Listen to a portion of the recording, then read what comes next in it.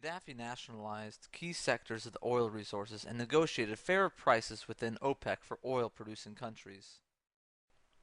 He used the oil revenues to build schools, universities, hospitals, and much-needed infrastructure. Before Gaddafi, fewer than one-fifth of Libyans were literate, no access to education for the majority of people, and then after Gaddafi, free quality education system, including university, and the literacy rate rose to 83%. Libya has free healthcare. All people, including the rebels, have access to doctors, hospitals, clinics, and medicines free of charge. If a Libyan needs surgery that is unavailable in Libya, funding is provided for the surgery to be carried out overseas.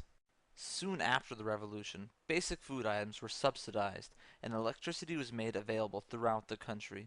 Huge irrigation projects were established in order to support a drive towards agriculture development and self-sufficiency in food production. Gaddafi initiated the construction of the Great Man-Made River, referred to in the Guinness Book of Records as a wonder of the modern world. This gigantic river has managed to turn the coastal desert green. In its early days, skeptics called it the Great Madman's River, a reference to the Libyan leader Muammar Gaddafi and its enormous expense, billions of dollars. Any Libyan who wanted to become a farmer was and still is given free use of land, a house, farm equipment, livestock, and seeds. Gaddafi vowed to house every Libyan, many of whom were still living in tents and houses made out of oil drums. He also vowed that his own parents, who lived in a tent, would not be housed until every Libyan was housed. His mother had only one complaint. Her son insists that they remain in their tent until every Libyan is properly housed. He fulfilled that promise, his own father dying before he had the opportunity to move him into a home. Large-scale housing construction took place right across the country, all Libyans being given a house or apartment to live in for free.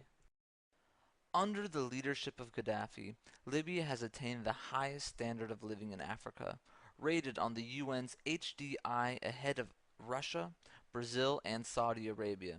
In 2007, in an article which appeared in the African Executive magazine, it was noted that Libya, unlike other oil-producing countries such as Nigeria, utilized the revenue from its oil to develop its country. Gaddafi believes that economic democracy can only be achieved when the GDP of a country benefits all of its citizens and when the country's wealth is dispersed to every single citizen. Today, money from Libya's oil revenue is directly deposited into the bank account of every Libyan. Gaddafi is dedicated to the emancipation of Libyan women, encouraging them to participate in all aspects of political life. The revolution ensured that women gained full access to education and has actively encouraged acceptance of female paid employment.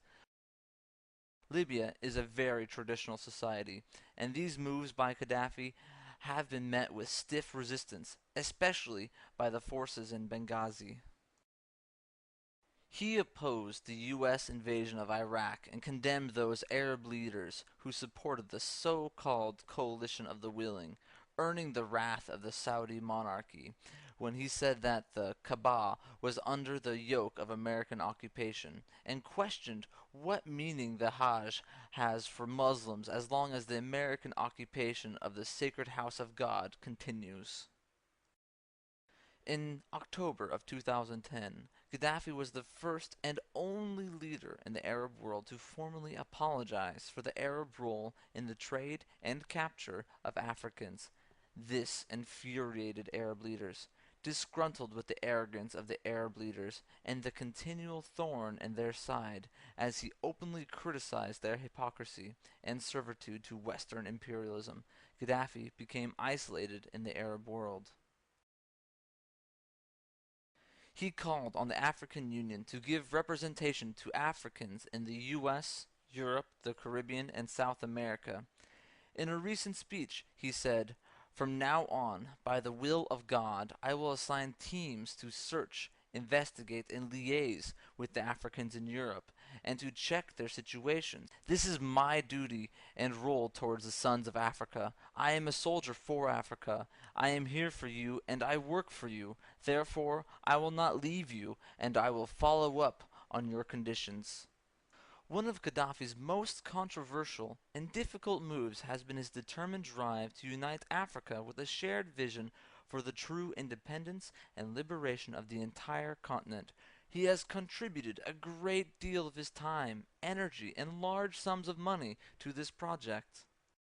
When war broke out in Uganda, the Congo, Ethiopia, and Eritrea, Gaddafi negotiated ceasefires, part of his long-held dream of creating a unified continent called the United States of Africa. While the Libyan revolution has irritated the West since its inception, and although they never forgave Gaddafi for nationalizing Libya's oil, the most worrying move has been his call for the unification of Africa. After years of tireless effort on the part of Gaddafi and the Libyan revolutionary movement, the idea of a United States of Africa is gaining real momentum and support on the continent. In 1982, the World Mathaba was established in Libya. Mathaba means a gathering place for people with a common purpose. The World Mathaba brought together revolutionaries and freedom fighters from every corner of the globe to share ideas and develop their revolutionary knowledge. Many liberation groups received education, training, and support from Libya. These are just some of the groups that Gaddafi has helped, and because of his support, Gaddafi has been labeled a terrorist. Nelson Mandela called Gaddafi one of the 20th century's greatest freedom fighters and insisted the eventual collapse of the apartheid system owed much to Gaddafi and Libyan support. Mandela said that, in the darkest moments of our struggle, when our backs were to the wall, Muammar Gaddafi stood with us.